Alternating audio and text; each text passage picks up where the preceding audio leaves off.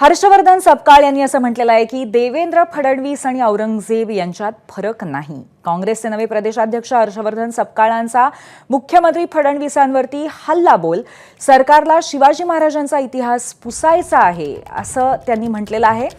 शिवरायांचा पराक्रम औरंगजेबाच्या कबरीतून कळतो असंही म्हटलेलं आहे हर्षवर्धन सपकाळ यांनी। आणि त्यांनी त्याचबरोबर अत्यंत घणाघाती असा हल्लाबोल केलेला आहे आणि ते म्हणाले की देवेंद्र फडणवीस आणि औरंगजेब यांच्यामध्ये फरक नाहीये। काँग्रेस प्रदेशाध्यक्ष हर्षवर्धन सपकाळांनी मुख्यमंत्री फडणवीसांवरती हल्लाबोल केलेला आहे।